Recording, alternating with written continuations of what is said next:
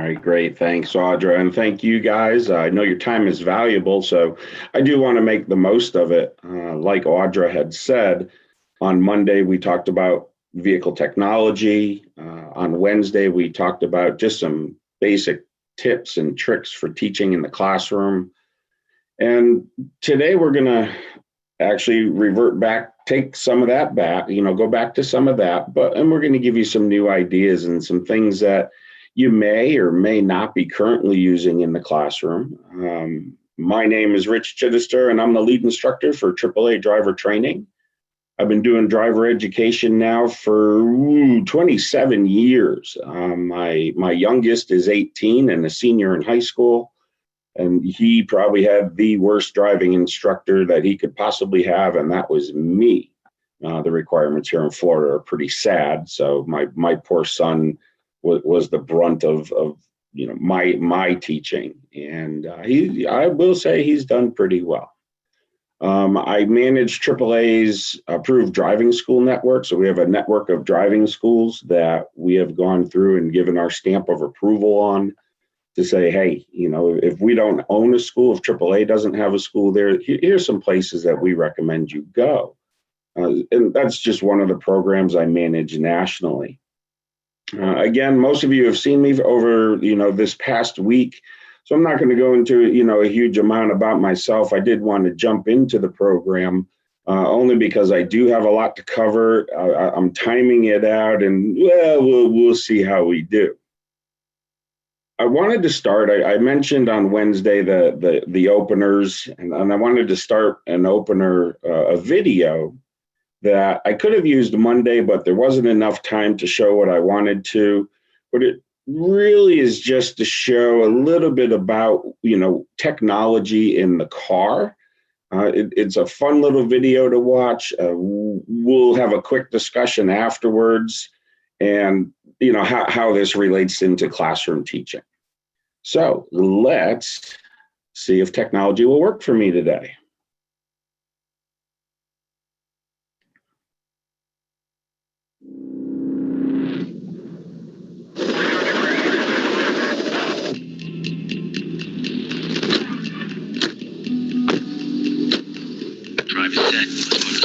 I believe actions speak louder than words.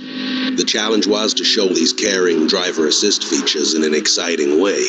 But you guys, it seems, are pretty hard to excite. Maybe the only way is to put our own lives on the line. Proof through jeopardy. So, here goes. Okay, we're up to speed. All drivers, turn on ASCC and LKAS, please. Okay, truck approaching.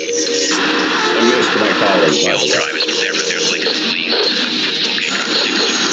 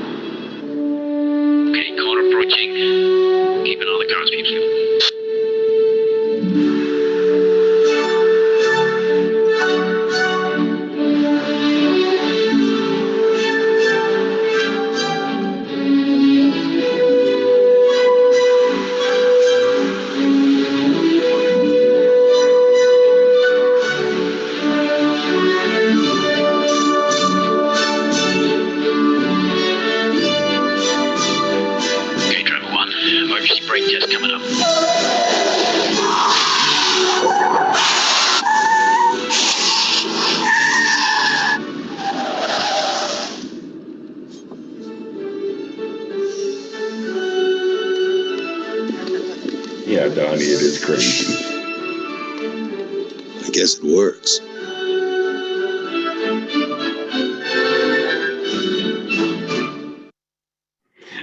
It's really a fun video to watch to show where technology, has come so far.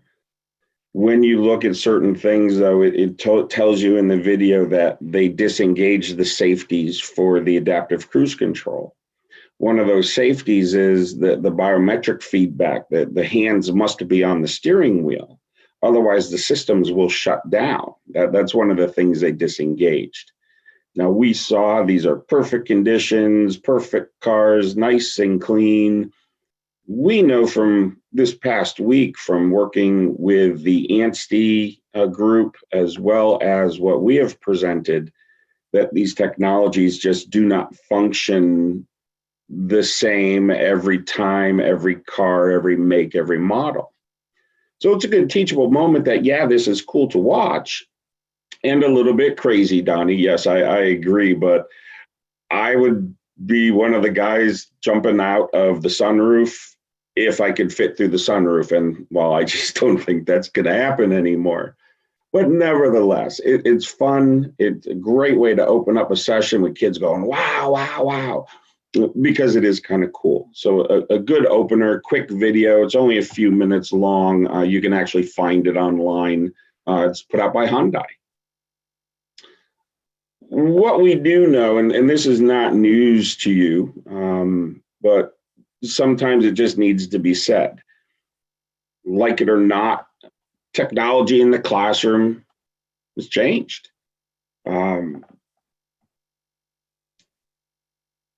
With that change, however, comes opportunity.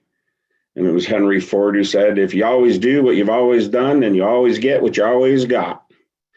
And in a sense, to me, that's, well, that's as good as it can get. And I don't buy into that. Henry Ford didn't buy into that. And I believe there's always something more to learn, something new to learn. If you want to keep your students engaged, you may need to pull from that bag of tricks that we talked about on Wednesday.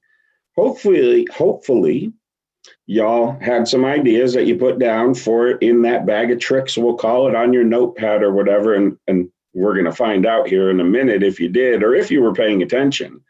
So I'm going to want you to use your chat function. So I want everyone to get ready with their chat.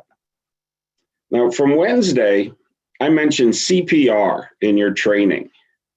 So using your chat, who remembers what the P in CPR stood for? Go ahead and just tap away. Think about it. I'm going to give you guys a minute because I know there's a little lag in here. Or you didn't know if you were going to be asked a question quite so early in the morning. Pulmonary, Ned, Stuart, okay, come on now. Oh, you guys are killing me. Folks, it's participation. We talked about this on Wednesday. With participation, those are some of the things we're going to be discussing today, and tools to get that participation from your students. I was listening to the comments earlier and the presentation earlier today, and I heard some things about, hey, you may have to change the way you deliver questions, and we may have some interesting tools for that today, some of which you may be aware of, and some you may not. Well, this just isn't your classroom anymore. Now, I'm not saying they're not used. I'm certainly not saying that there isn't any value in them. And then please don't go back and say, hey, we need to retool our entire classroom because Rich said all this stuff we need to replace. Now, I do know some instructors that still use overhead projectors. I stopped using them, and let's see. Oh, look, I have. Good thing about working from home is you can just kind of work on the fly. So I had an overhead projector, and this is little Billy, and little Billy travels with me wherever I go. And one day we had a blowout, a light blew out in the overhead projector, and we had to fix it. And well, we burnt poor Billy's feet, and he now has to wear little socks. It's just one of those things that it's a memory that brings back, and my students have a little fun with it because Billy stays in the classroom with me and they ask questions. But this isn't, today's classroom. The dust on the chalkboard. I can remember when I started wiping down the chalkboards with a yes. Does anyone have any? Are you guys still using the traditional chalkboard? You can put it in your chat, and I'll just keep talking here. Now, again, not saying they're not useful. They are, but let's face reality. This is today's classroom. Okay, these students are using tablets, notebooks. My son has something little laptop that they gave him. Internet, texting, Instagram. With a yes or no, how many of you allow your students to use their cell phones in class? Just with a quick yes or no in your text. We got Todd's a yes, very good. Come on, there's got to be others. Yes, at times, Rob, very good. Keep going, just two of you? There must be more than two of you. Okay, here we go. Some are coming in, yes at times. If you're not, I'm going to show you some ways that you can. What I have found when I allow my students to use a cell phone in class, I tell them, I said, hey, you're going to have an opportunity to use this. When I do that, they're typically not playing with it when they're not supposed to. I'm not saying it's not all the time. We understand. I get it. And there are some class control issues that you will need to monitor. But again, this is a tool that these students are used to, that they're comfortable using. Use it to your advantage. Tablets, I can run an entire show on a tablet. I have a smart projector that it's a travel one. It's got Wi-Fi in it. It links right to my tablet, and I can run this exact show from my tablet, and I can walk around the room. I'm not stuck behind a podium. I can interact with my students. It's a wonderful tool. Obviously, the internet. Now, here you need to be careful. I understand that you have some restrictions with school. They're only going to allow you to view certain sites. We have the same. We do a lot of research on drugs and alcohol. And whenever we do that, we get these little nasty messages that say, hey, you're not supposed to be looking up that stuff. And we have to go through a whole process so we can review that information. Texting or engagement with that cell phone is very, very good in the classroom. The students are really good. They're quick with it. Again, use it to your advantage. I'll give you some ideas on how that can be done. And I asked my son, I asked him actually last night as I was going through my presentation, I'm like, Mitchell, do kids use Facebook anymore? And my son's response was, well, if they're old, yeah, meaning me. I'm glad he referred to me as an old kid, but that's okay. But the new one they're using, I guess, everyone's using Instagram now. Now, there's a lot of potential issues with some of these, having kids' personal numbers, things like that. There's a whole list of things that you should be aware of. We're going to kind of stay away from some of those and move on with what we have here. So first up, on Monday, I got to get my days right here. We worked with Menti.com. I asked you guys to go here, and it's my understanding that you guys have used this before, which is fantastic. I love this little tool. I'm seeing it take the place of people using Kahoot. Kahoot was really, really big several years ago. I've been using it for, oh my gosh, a while now. And I came across this one and thought it was cool. It just a little bit better dynamic, serves the same purpose, actually gives you a few more options. So for those who don't use it and those who do, maybe you need a quick refresher. It's actually so simple to use. When you first go in, when you see, as you see here, it looks like PowerPoint. So you select your question over in the right-hand side. You type in your question or what type of question. And I wanted a word cloud, which is what we did on Monday. the number of entries per participant, and then you can add an image if you like. Now there's some other types. You can customize it a little bit, like the background I have was one of theirs. And this is all free so far. For more options, there is a pay service for this. Once you go through this, you enter you write in your question, you hit present up in the upper right-hand corner. You're given a code, your students give the code, and this is what it looks like when it's all done, and all the words just start flowing in. And again, you guys have seen this.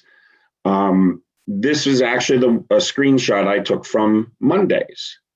The nice thing is there's a huge amount of responses in here, which means you guys are involved and engaged. To me, that says you're hungry. You want more information, and that's a good thing, because that's what we're trying to do here. I did mention that with Menti, you do have some options for the types of questions. So you can see over on the right-hand side of the screen, you have multiple choice. You have the word cloud, which is what we did. There are open-ended questions, scale questions, ranking questions. There's quite a bit you can do with it. And again, there's a free service, and then there's a for-pay service. Now, what I did notice on the free service is you're limited to just 2 questions. So if you're going to run a week's worth of classes, and you're using the free one, you got to go change this for every class if you're going to use new questions. That's the only downfall with the free service that I found. For the purposes of demonstration, it actually really seems to work well for me. Again, we're only using a couple at a time. You can build an entire slide deck, you know that. Again, a fun little tool to use. Next up, and this is one that you as the teacher, as the instructor, use your smartphone. So this is called Plickers. And if you've heard of Plickers, in your chat, can you give me a yes or no, please?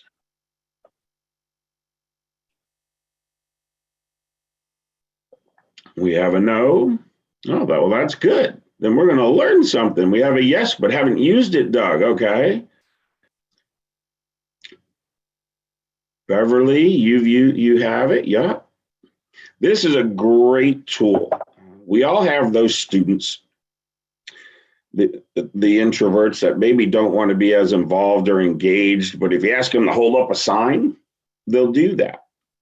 And that's what you're doing. You can print these cards out. I just actually found out day before yesterday, again, I've been polishing my presentation, that you can go to Amazon and order plastic ones now with the shapes and numbers and everything for Plickers, about $18, I think I saw, for a set of 30. So you don't have to print them and they get wrinkly and they don't scan just right. Apparently they've done this on a plastic piece, and again, you can purchase those for about $18. And I don't work for Plickers, just trying to make your jobs a little bit easier. So if you haven't used Plickers before, what the student does is they take this card and they hold it a certain way, A, B, C, or D. It's on each side. I'll show you in just a second. And depending on how they hold it is their answer. You then take your phone, just like this, and you scan the room, and it will pick up each card and automatically grade it. Now, each card is assigned to a student with a number. Okay? Each card has a number. So here's a number 2. The other card is a number 3. And then each card also has letter designations A, B, C, or D for multiple choice.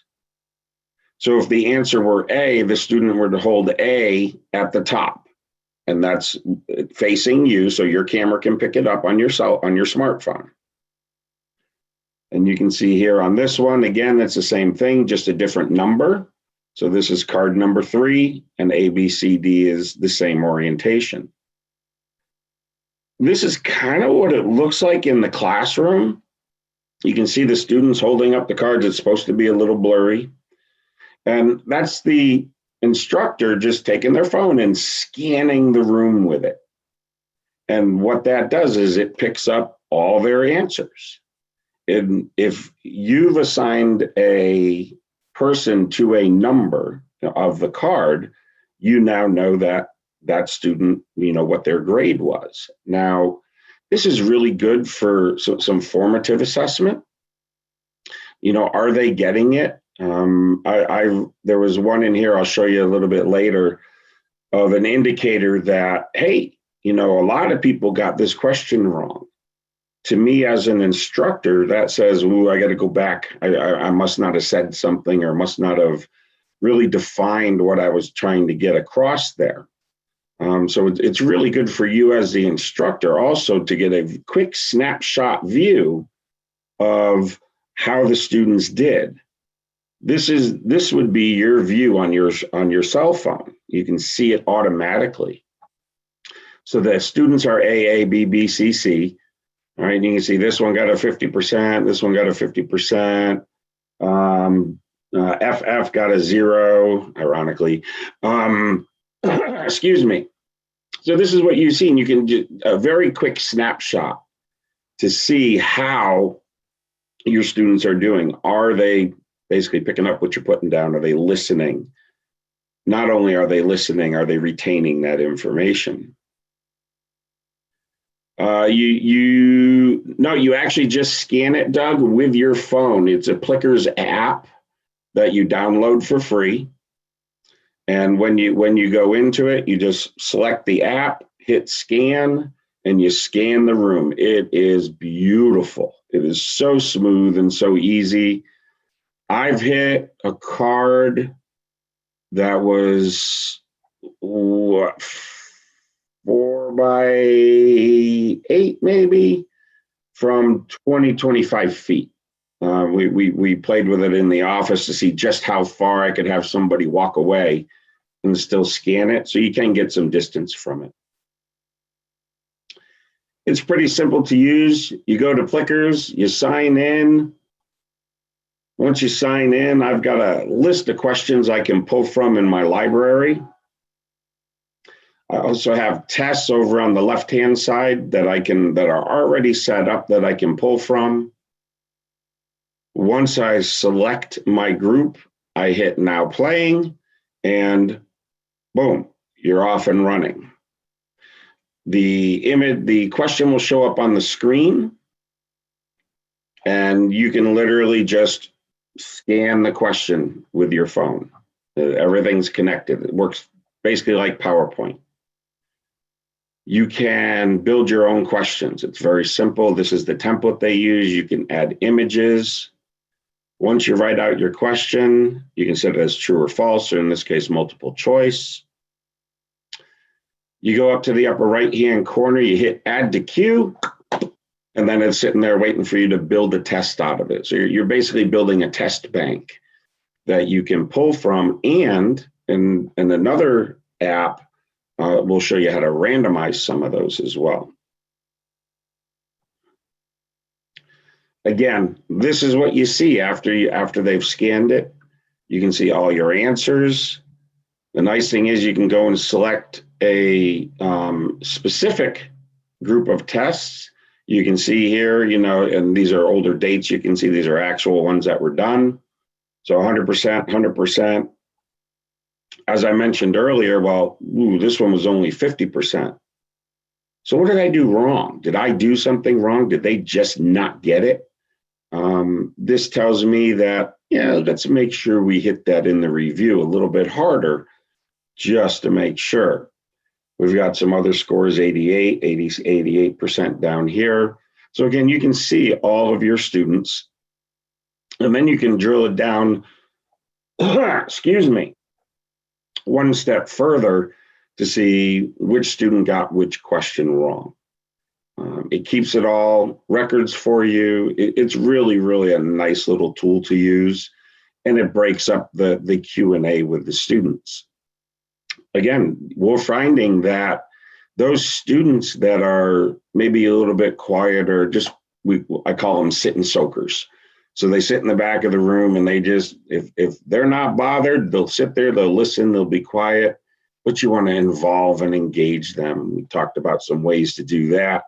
This is another way, just to get them involved and engaged where they don't necessarily have to speak up.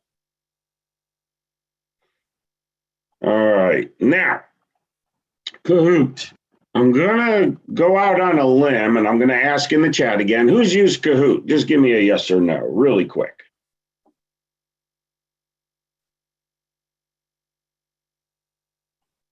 We got a yep. We find the kids like it. It's engaging, it's interactive, it fosters that healthy competition. It's online. They get to use their cell phones, okay, because that's how they're going to answer. And again, they've had that opportunity to use their cell phones. When they're done, they put the cell phone down because they know they're going to get another opportunity to do so.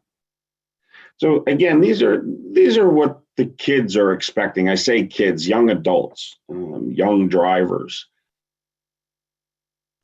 So it looks like everyone's been using it. So I'll be pretty short and sweet. It's game-based, good for formative assessments. You can look at the testing. It's a lot of fun to use. Get it set up. I believe, and somebody can correct me if I'm wrong, I never said I'm right 100% of the time. I believe in the public school systems, you guys can use this for free. Now, don't quote me 100%. I know some of you are using it. So, oh, okay, Audra, thank you. That is true. See, that's why I love my backup support. So again, another great tool you can use in the classroom. Now, here's another one. Don't shoot the messenger. I'm just throwing out ideas. These are not the way, folks. These are a way to do things. With COVID, we had to figure out how are we going to administer testing, and with some security that Billy's mom or dad isn't taking the test. I found Easy Test Maker. Again, a fun tool. It's free. I'm a big fan of free. I know what budgets are everywhere, so I try and find those little nuggets of free stuff for you guys to use because, well, I'm cheap. That's all there is to it. Again, some may be aware of this, but this allows you to administer your tests electronically, but it's also a great way to assign homework. Now, this is a system, and I'll go into a few slides, but the quick and dirty of it is you can assign a student to take a test, and you can make that test active for a specific range of date and time. So when you go and set everything up, you can say, all right, kids, well, on Wednesday, you're going to have an electronic test you have to take between X time and X time, because that's when it's going to be live. That's your homework, or that's, an exercise you have to do. And you can even set it up to do it in the classroom, but you have to manage your time and be like, all right, guys, the gate opens up at this time frame. They can go in and take their quick little assessment and then be out of it. The nice thing is you can watch them take it electronically. And if you're teaching, via Zoom or something, you can actually watch their progress on a progress meter that you get when you use this app. So you can see, oh, little Jenny's 28% done with her test. She's been in her test for X amount of time. So these are all things that you can do. It's a great little tool. I set one up for how to drive. I can go in, it's live. So my students can go in, I click it, it's online. When I set it up, I had mentioned this earlier, that you will get the availability. So this is the date range that it's available. And as you can see, this is old. You can not show the test on the listing page. Here's the code that your students will use. You can randomize the question order. So every student gets the same 10 questions, but they can't be texting back and forth, hey, what's question one? What's question two? Because you can automatically randomize that for each individual. And the matching, you can randomize the multiple choice. You can set a time limit, days and hours. Now for the free one, it's automatically set for 30 minutes. So don't do big, long tests if you're using the free one. We noticed we have a couple 50 question exams out there that we use.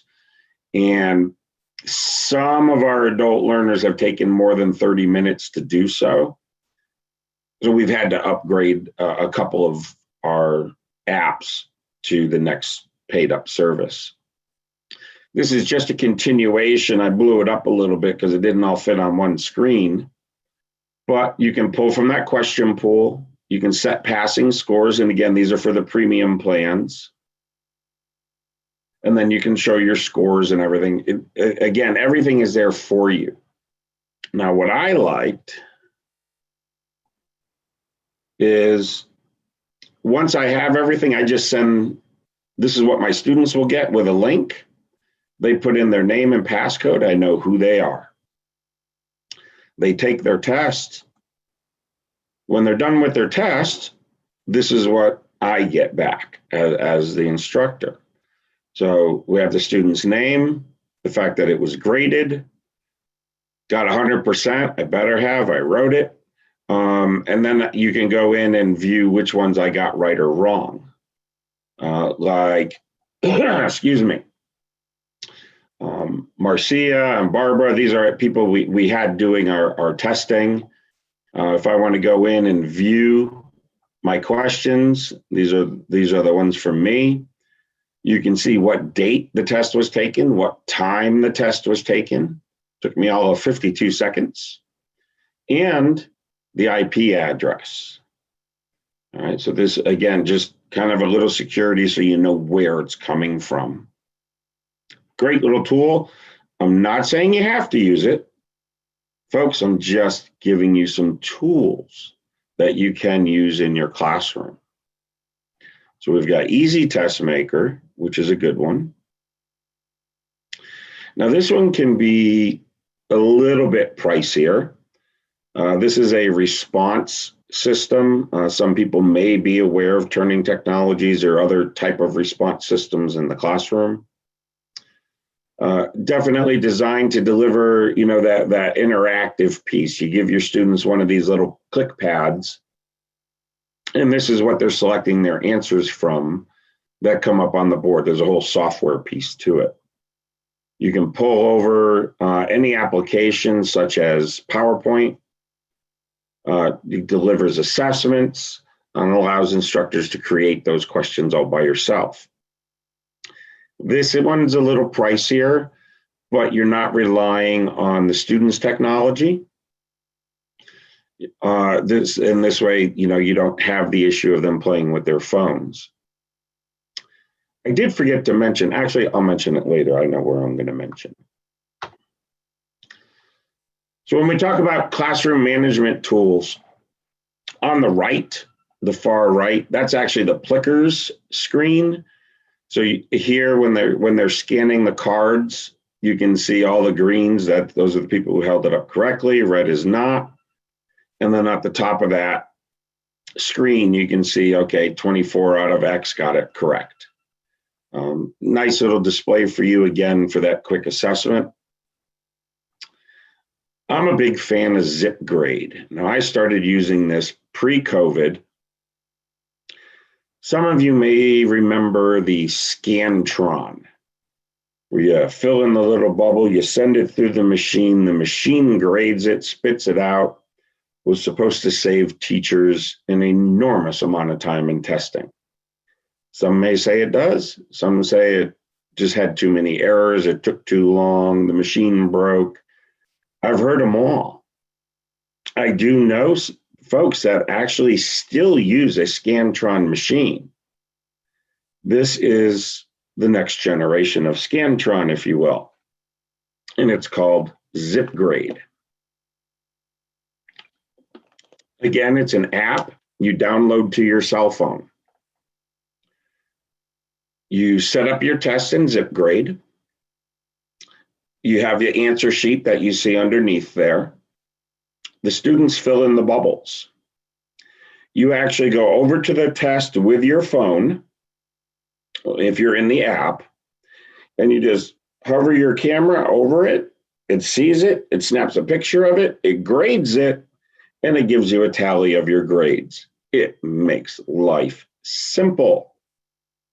I have a lot of friends who are public education teachers, and the biggest thing I hear is, man, I got to grade papers and this and that, and I can't do this because I've got to grade papers.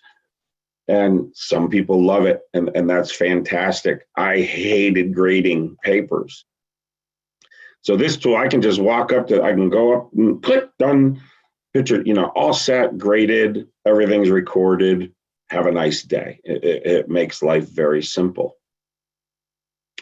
Now in the center, you see this wheel with a bunch of names on it, and those are actually folks in the group I work with. And this is a online piece. You can't download it. You actually have to play it online. But it's a random generator. So you put in all your students' names. You hit spin. The thing will spin around and select a student. This is good so you're not singling a student out. It's not like, Kurt, you're going to talk. I want you to talk about. Instead, it's like, all right, who's the lucky person that's going to speak next? You hit the button, it spins, and it picks up a person. Once that person's picked up, they're eliminated from the wheel, so they don't get spun twice at the same time, once right after another. And then you can basically incorporate most, if not all, of your students within that training. Again, just simple little tools. And I didn't put it in here for some reason, but I have a timer that I'll use. So if my students go out on a break, they can have this timer. And I'll usually I won't set it for 10 minutes. I might set it for 13 minutes. And if I set it for 13 minutes, they're usually back in 10 or 11, and it gives them a couple minutes to settle down. But if I gave them a 10-minute timer, they're coming in at 10 minutes and still taking a couple minutes to settle down. Just little things you can do. All right, that's a ton of information. So let's take a quick mental break here. Well, for me anyways. In Wednesday's training, I'm going back to the CPR and the core, the CORE. When we talk about training and we talk about, having those core elements, what does the O in core stand for? Does anyone remember? Remember that little bag I told you to put your little notes in? That's where you should be digging. Go for that notepad. Does anyone remember what the O was for? Rob, I'll get that site for you for the random spinner. No one remembers the O. I did one today. I do one at the beginning of every show. It might do something to the show that starts with an O. Wow, you guys are killing me. Opener. Okay, in core, CORE. The O is for opener. Guys didn't think you were on this stuff. This is how I do. This is how I do my shows. I want you guys to make sure you're getting this information because it is important and it can help you. All right, we don't know everything. I certainly don't. So that's why. All right, now I'm gonna watch my time. Here's where I can go way off the rail. So I'm going to do my best not to. Y'all remember Family Feud? We played this on Wednesday. A lot of people seemed like they liked it. Some had seen it, some hadn't. This has been provided to Audra already. and you can work through her to get your hands on it if it's something you'd like to use in your classroom. One of the things, though, is, it's how does it work? How does this thing work? Well, I'm going to just take you through a little bit of it so it's not overwhelming. Some people may look at that and say, no, I don't have time to build that. But you do, is what I'm saying. And I'm just going to do a quick little swap here, and we're going to go over to this screen. So you guys should be seeing the Family Feud screen. Can I get someone just a yes that, yep, that's what you see? Got to make sure technology works. Okay, thank you, Audra. That's what I needed.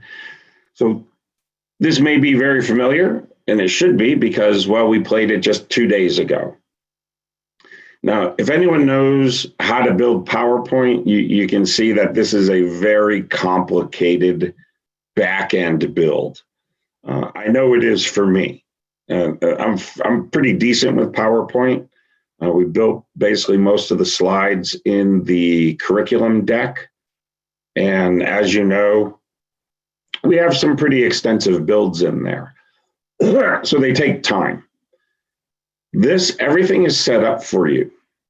All you have to do is come in and type in your question in the upper right-hand side over here. So in this case, give an example of how people are distracted while driving. Well, you can change all this.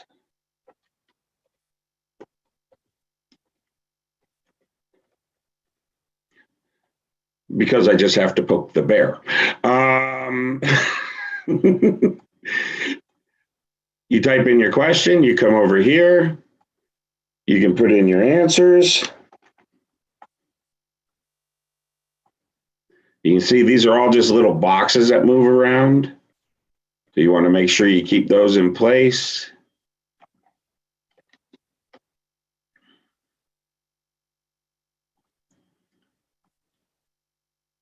So again, as you can see, it's a PowerPoint slide deck. All you have to do is go in and enter your information, hit save, and you're off and running. So that's the round one question. Now, the nice thing is you can come up here, you can change this to round two if you want. If you just want to move your slides around, all the formatting stays with it. All the cover, the music, the X's, all you have to do is change the words. You can go down, you can see the different ones here that we've done. I'm going to scroll down the slide deck. I usually don't do this in this view, so I want to make sure you guys understand. So this is what you'll see blank. And then you can go in, fill in your information. This is actually ones that came with it. There's directions for a fast money round. You can go in, the same thing. You write your question in on the right, your answer on the left. And it's literally that simple. So I'm just gonna play it one more time. And that one I changed, I'm gonna leave. Let's see how that worked.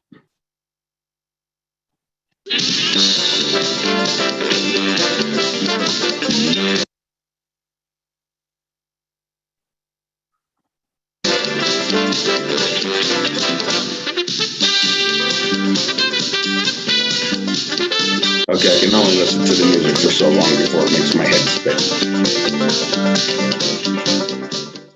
All right, so we're going to show the question. Yeah, it worked. Folks, that's how fast it is. And then someone's going to say, whoops, we got to hide the question next. And someone's going to say, oh, it's too cold. And people will argue with me and we'll say, eh. But some will say it's hot.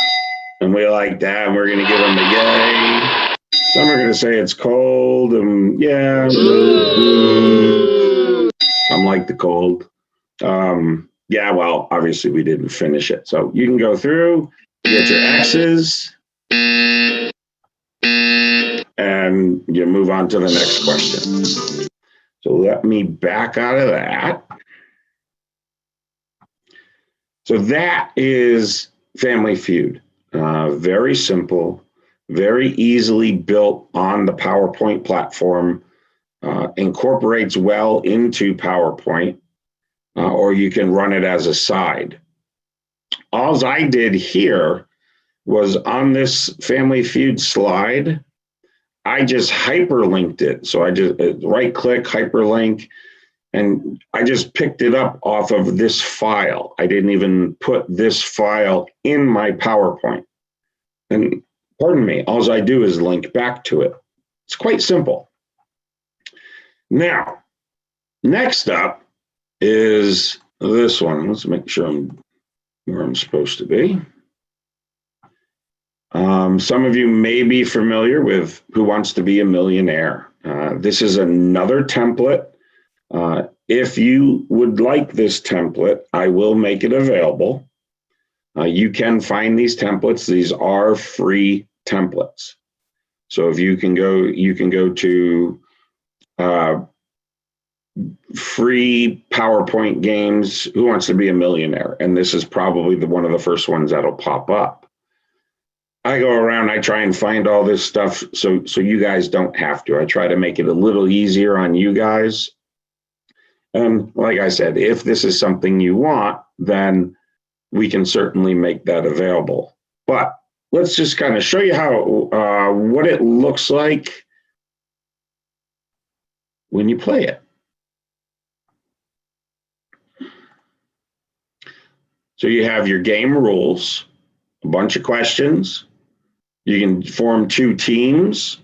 And if you need more teams or bigger teams or smaller teams, you do what you have to do.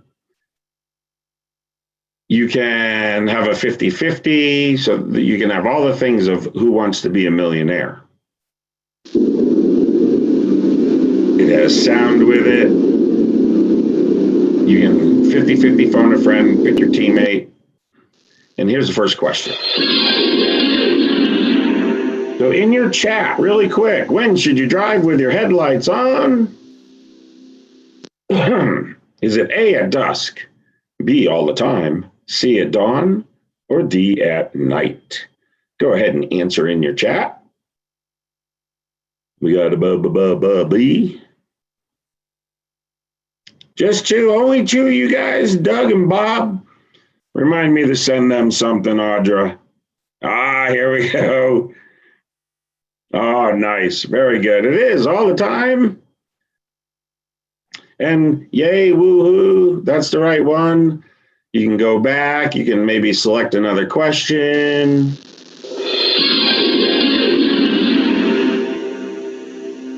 Here's the $200 question while driving at night. Most 60-year-old drivers require how much more light to see an object clearly at night? Go ahead in your chat.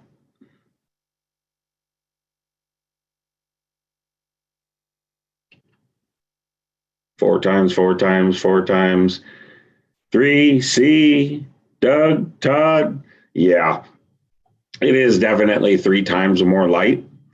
And folks, this is how the whole game is played. You can go through and just advance on to each question. So I'm going to pop out of this really quick, and I am going to show you what you can see over here on the left. This is a PowerPoint slide deck, guys. It's just built in with all the goodies that I didn't have to build.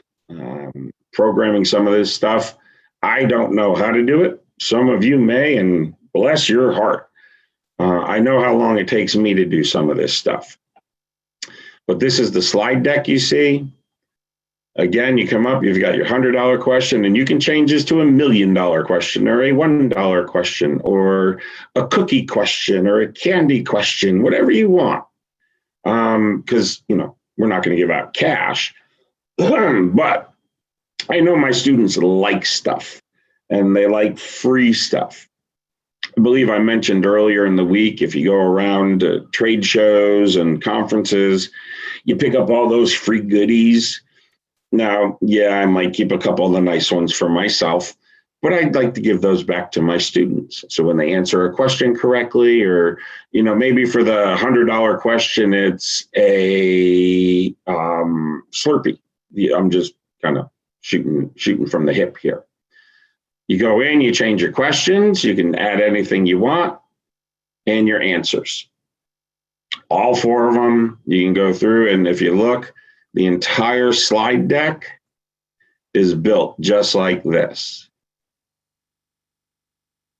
All the way down to the end, to the $1 million question. Speaking of the $1 million question, who wants to win No, I'm kidding. You're not getting $1 million. Oh my gosh, no. But this type of content relevant exercise is used to gain the student's attention. We covered this on Wednesday. Is it A, or come on now.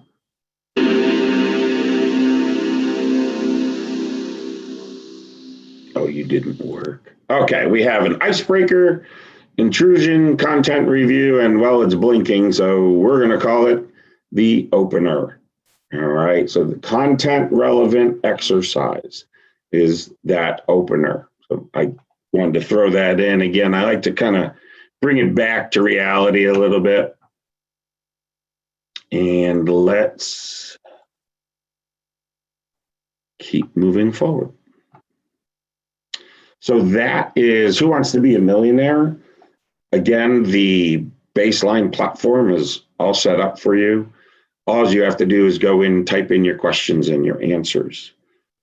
If this is something you want, I will make it available.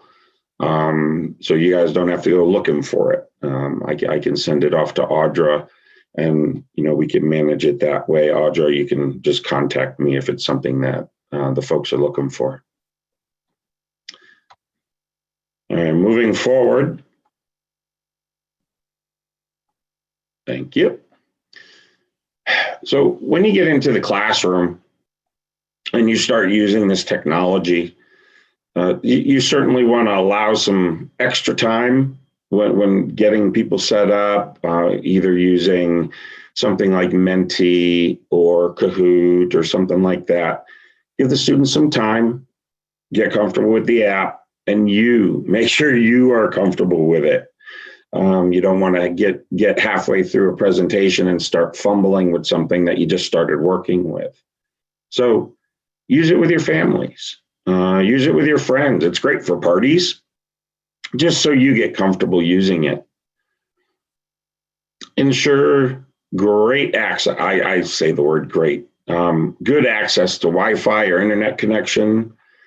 Some people will say, hey, you can't do this unless you're hardwired into the modem. That's not true. You can. I'm not hardwired here. My son, he's a gamer. He's the only one hardwired in the house. This does seem to work well. The students are basically using their cell phones. Now, if you, and I know you guys are, the majority are a public school, but if you're down in the basement somewhere with no cell service, some of these things just won't work, which is why the PowerPoint, that using that type of electronic means is definitely a little bit better to use. Pair up your participants if they're unsure of technical abilities. I was very surprised, and I made some assumptions. I'm like, oh, everyone has a smartphone now because it's the norm. Well, not everybody has a smartphone now. Some people actually still have flip phones. Some have no phones. It is what it is. It's something you will deal with in the classroom. You may have a group of kids, and little Sally or little Billy doesn't have a smartphone.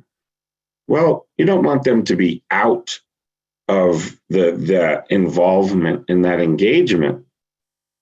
So you pair them up with somebody, or you like Kahoot, you can do in groups instead of individual.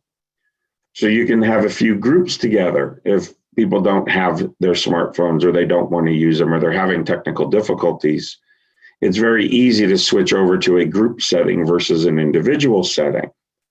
And then everybody is involved. The group discusses, one person selects, and everyone is involved and engaged. Get to those usage problems early. When I do this in person, you saw it at the beginning of my presentation on Monday. I asked you to go to Menti, get there, open it up.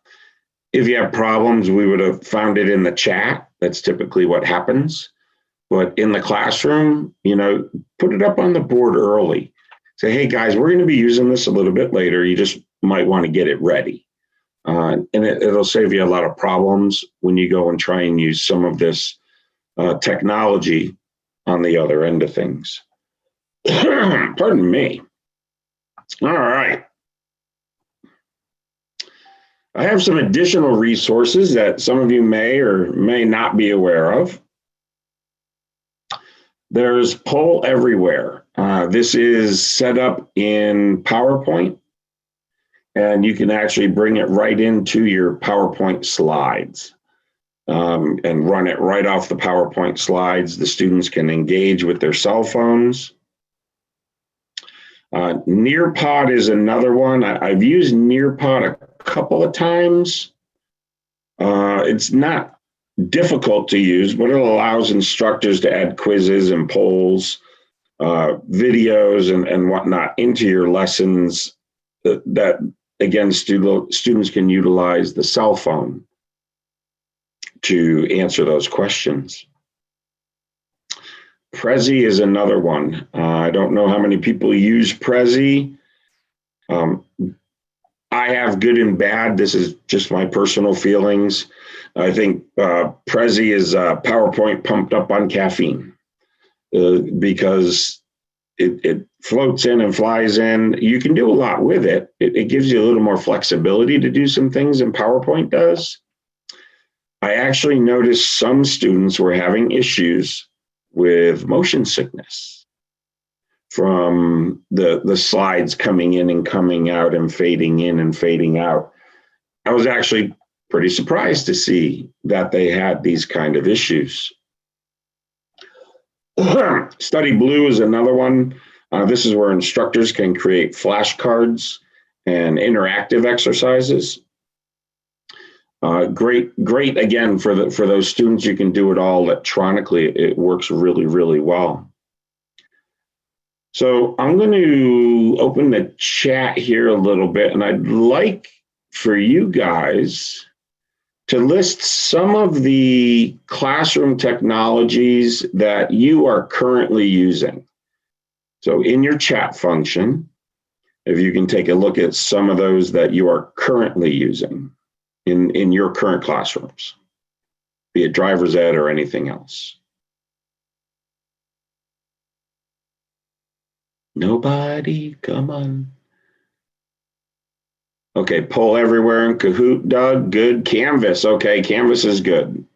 I've used that a couple of times. We had somebody that was building it. Google Forms, I've seen that. I know there's more than two of you out there. Google Class, Google Forms, okay. Canvas again, Google Class. Google Class seems to be a big one that's been used more so during the pandemic, but I was getting information on it pre-pandemic. All the kids are on Canvas, okay. Schoolology, okay. That's a good one, Ned. All right, wow. Quite a bit going on. Hopefully some of these, I'm going to go back here and play a game in a minute. Some of the technologies that I've shown you, again, with you as the instructor using your cell phone for things like Plickers. Just a fantastic tool to use in the classroom. We've looked at some other technologies with ZipGrade and Nearpod, and there's just so much out there, and I challenge you to go find more. I use a site called edtech.com, and boy, it's filled with all kinds of stuff. Some of you may already know about it. I know it's designed for teachers and instructors. Well, before I run out of time, and I know I still got about 30 minutes, don't panic, Audra, I'm good.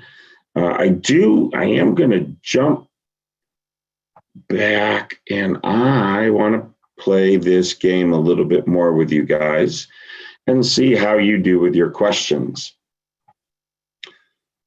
Rob, use YouTube. Okay, that's good. My only concern with YouTube, and that's a great one to bring up, is the ads that come up and some of the other videos that, might be booted in or linked into. There may be some inappropriate content from time to time. I'm just advising a word of caution. So, okay, you're filtered through the district. Okay, great. Mine are not all filtered. So it's something I have to be very cautious of. We get a lot of, you can't view this content, but not everything. So just, word of caution. My son will show you some really weird YouTube clips. I was like, where did you find this? But I did want to play a little bit more because I only did one slide. So I do want to play a little bit more of Who Wants to Be a Millionaire. We are going to be using our chat function for this, folks.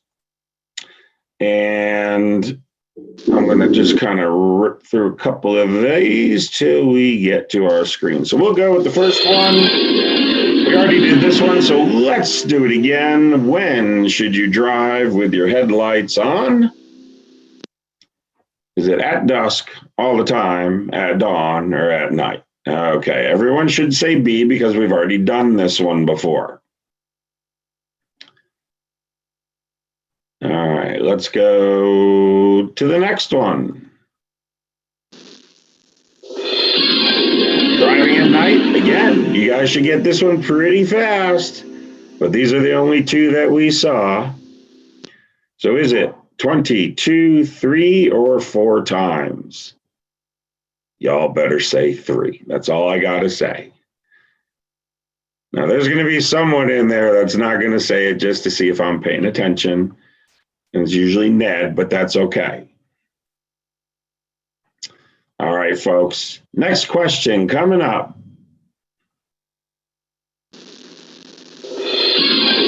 Most drivers blank the actual level of risk involved in driving. Is it going to be A, underestimate, B, overestimate, C, accurately estimate, or D, anticipate? We've got A. It's not an alcoholics meeting. A. It could be triple A if you really wanted to. Very good. Folks, I love working with professionals. You are correct. It is A, underestimate. Give yourself $300 if you got it correct. 300 points, we'll call it. Next question. You can check for safe tire tread depth by inserting what? Head down into the grooves of the tread. We have a penny, a quarter, a dime, and a nickel. Well, this one's going to be fun. You guys might not like me very much after this one. We got an A, we got a B. Who read their curriculum? I'm going to find out right here. And I won't call anybody out, but I can see you. Folks, the correct answer is B, a quarter. The question is, you can check for safe, S-A-F-E, safe tire tread depth by inserting a quarter head down into the groove. That's 4 30 seconds instead of the penny, which is legal, which is 2 30 seconds. So there's a difference between legal and safe. And, you could say it's the cost of, wait for it, inflation. Can I get a wow, bad dad joke out of somebody in there? It is recommended now that 4 seconds is safe. Then a penny is 2 30-seconds. Folks, this is in the curriculum. Okay, I can tell you it's in there.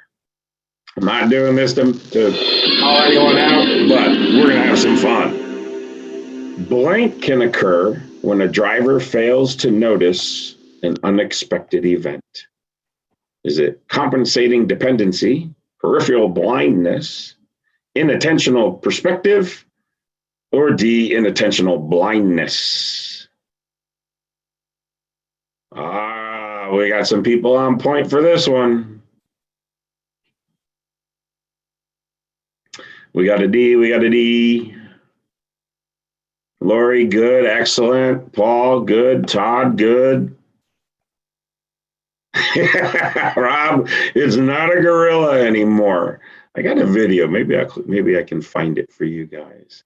I'll go back. Rob, remind me. I got to remind everyone of that gorilla thing. That's funny. Folks, it is intentional blindness. And there is an experiment out there. And most of you have probably seen it. It's where the kids are passing the basketball on the stage. Kids have white t-shirts, kids have black t-shirts. And the goal is to count how many times the basketball is passed between the students with the white t-shirts. So you're taking your focus off of the black and just focusing on the white t-shirts and the ball. During this exercise, a kid in a gorilla suit walks on the stage, pounds his chest, and walks off stage. More than half the people never see the gorilla. And you can see this online. The inattentional blindness gorilla video. It's put out by Viscog, VISCOG. Now they made a second one. And the second one is basically the same exercise, except one of the students actually walks off stage and the curtain in the background changes. But the gorilla still comes in, pounds his chest, and walks off, because that's what everyone sees, because it's been around for a while. But when you go back and ask them, hey, did you see the kid walk off, or did you see the curtain in the background change color? They're like, no, they don't. So very, very cool. Magic trick inattention video, Rob, quarter content found in IG page 18, tech 7. Thank you, Ned. All right, let's move on to our next question. If you look away from the road for just 2 seconds, your chance of having a crash doesn't change, quadruples, doubles, or triples. How many takers do I have? No one wants to answer anymore. Lori, good? All right, folks, it is actually doubles for just 2 seconds away. Let's try another question. Okay, now I'm a biker, so y'all better get this one right. In good weather, drivers should maintain a minimum of blank seconds when following behind a motorcycle. In good weather. We got a D. We got a B, D.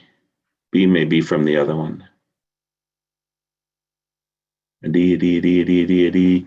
Guys, some of you are bikers. I know you are. The answer, folks, is that 5 to 6 second mark. Okay, very, very, important. Again, being a biker, one of my worst fears is actually getting run over from behind. All right, we're nearing up here. The chance of being involved in a crash can increase more than how many times during the first week of using some prescription drugs? This is in your curriculum.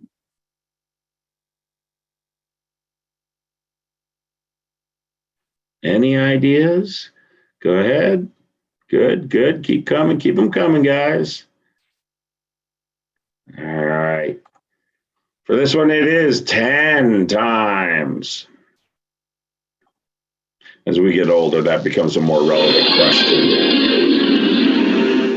All right. One of the big changes we made to the How to Drive curriculum was the fatigue and need for sleep.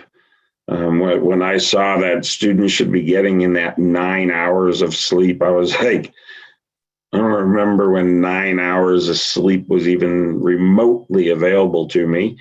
I think I average about 5. I'm not saying it's good or bad. I'm just saying I average about 5. And we have some answers here already. Rob would like to phone a friend. Rob, my number is 352. I'm just kidding. Let's go.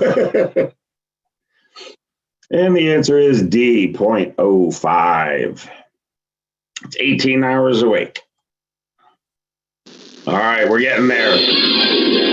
When text messaging behind the wheel, the time a driver's eyes are off the road can increase by up to what? Is it 20, 200, 400, or 40%?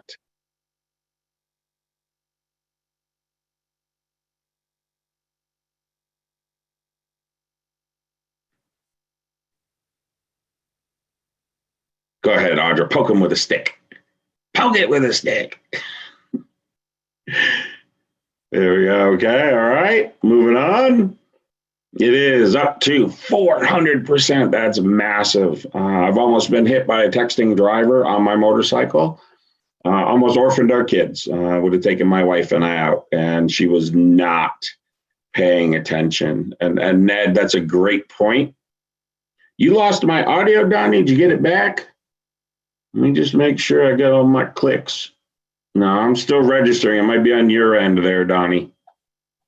Ned brings up a great point. 24 hours awake, and think about it. When we were kids, we'd pull all-nighters. I know I have. But that's like having a BAC of 0.10. That is massive. And I think of all the times that, I've pulled all-nighters, and yeah, it's definitely been more than once. All right, as you experience unintended acceleration or the accelerator pedal sticks, you should do what? Shut off the engine, press hard on the brake, shift to neutral, or blow the horn. Get a new car, Rob. Audra, I like Rob. I like all you guys. I'm just kidding. Oh, we poked some people. They're awake now. I know it's early. That's okay. We all need coffee. All right, we have shift to neutral. Very good, guys. All right, we are almost there. Macular degeneration. We do talk about eyes in the program. Is it A, B, C, or D? This should be fairly easy to figure out. Okay, thanks, guys. I know there's a lag, so I give you guys a little bit of leeway there. You shouldn't have had to think too hard about it. All right, we're up to 250,000 points. Drivers in residential areas fail to come to a complete stop at stop signs approximately what percentage of the time? Is it 20, 90, 75, or 50?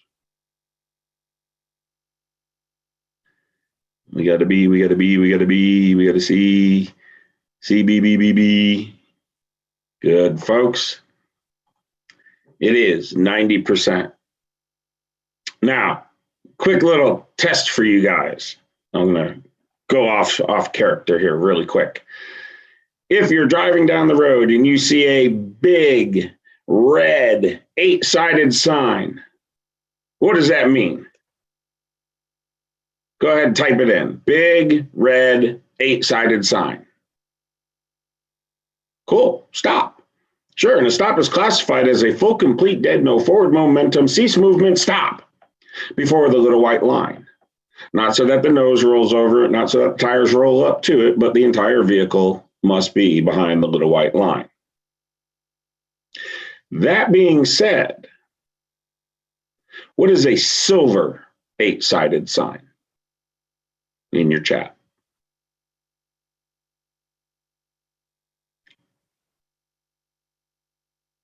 Think about it. Yeah, folks, it's beware of vampires. Oh, you guys are great. A silver 8-sided sign, guys, is the back of a stop sign. Now, why is that important? Well, you know that if you come up to a 4-way intersection and you see a silver 8-sided sign on the other side of the road, that they have a stop sign. Now, it doesn't mean they're going to stop, because we know from this question that 90% of people do not stop for stop signs in residential areas. But you know they have one. Now, you also might be traveling down a one-way street going the wrong way. All right, these are just indicators. So just a little fun you can have with your students. I like to have it with my instructors. And don't feel bad if you didn't know. Not everybody does. Okay, this question's interesting. The fastest way to bring your car to a stop on dry pavement with or without anti-lock brakes is to what? And we are looking for that threshold braking. Anti-lock braking does have advantages. It allows you to brake and steer. All right, for the 1,000,000 points. This type of content relevant exercise is used to gain students' attention. We're back, people. What's it gonna be? Give me your answer. Rob, we got the opener, we got the D. Anyone else? Come on, bring it to me. Lori, good. Todd, Doug, Donnie, thank you, thank you. Anyone else? Troy, okay. We hit this 2 or 3 times, and folks, give yourself 1,000,000 points if you got the question correct. It is an opener. Remember, an opener is content relevant, and it breaks preoccupation, whereas an icebreaker is not necessarily relevant to the content.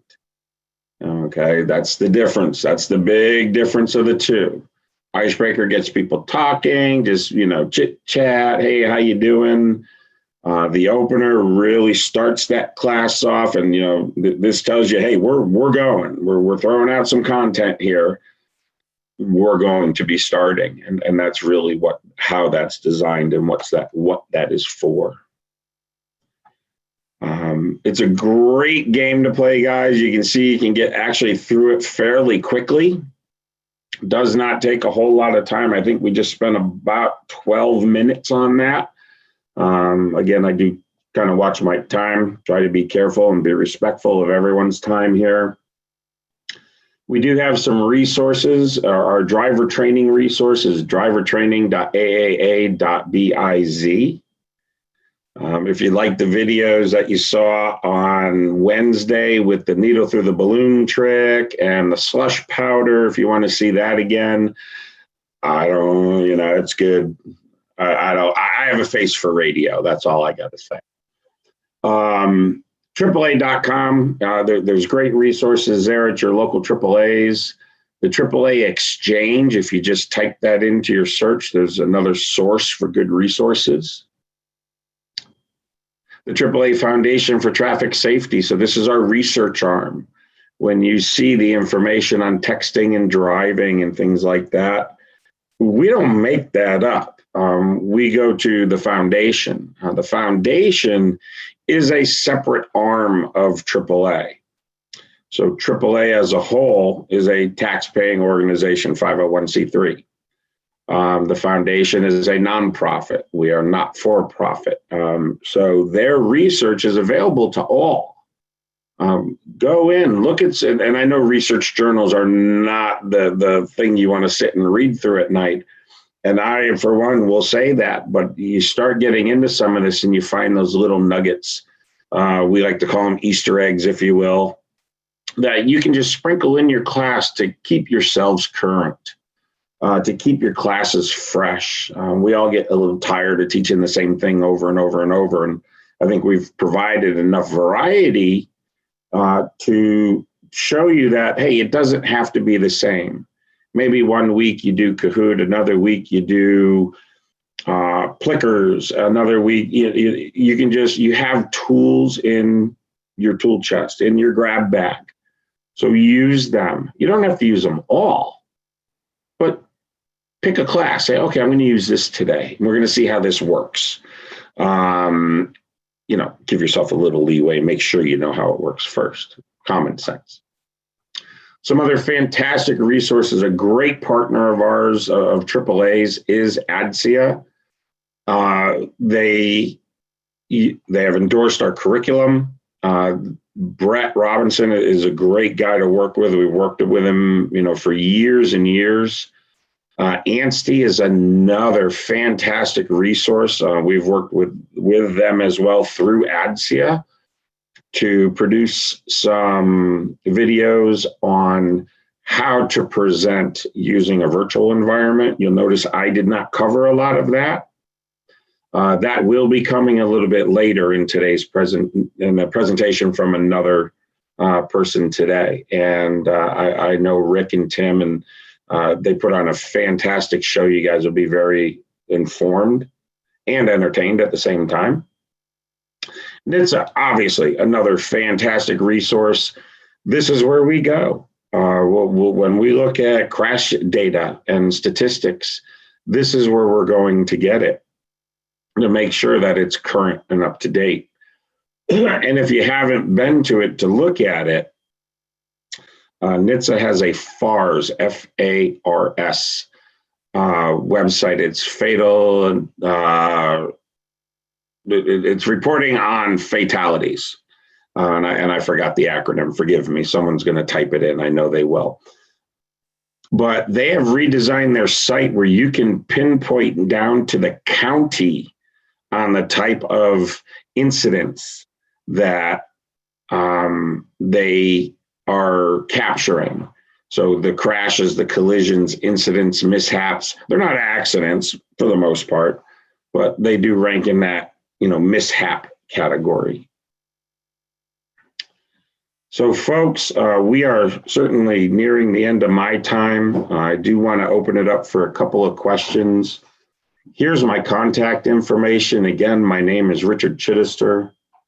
I'm the lead instructor for driver training programs at the AAA National Office. Here's my email. I can't express how grateful I am to be able to present to you guys over this past week. I've seen things in the chat that my little takeaways, I've got my little notepad here that I use, and I'll take notes from things I see in the chat, and I might incorporate that, and I'll give you the credit for it, which makes it even better because, hey, I don't know everything. We always have something to learn. There's always just that little bit more, or, hey, what can I do to change this? Go out, search for it. Okay, those solutions are out there. It's how much effort do you want to put into it? I want to thank you guys. I'll open it up to some questions, but that is the end of my time. So thank you all very much for your time today. Audra? Thanks, Rich. It looks like some of the people are still having chat problems, so I'll get with my tech guy in the next 5 minutes and make sure we get that fixed by 10:30. So I don't think it was you. We had that problem on Monday for a little bit. Yeah, I remember. Not working. So we'll get it fixed. No, and that's fine. You have such a great group, and I know that they are involved and engaged from what I've seen all week. As well as, not just my presentations, but the others. And, this is a group that is just thirsty for information, I think.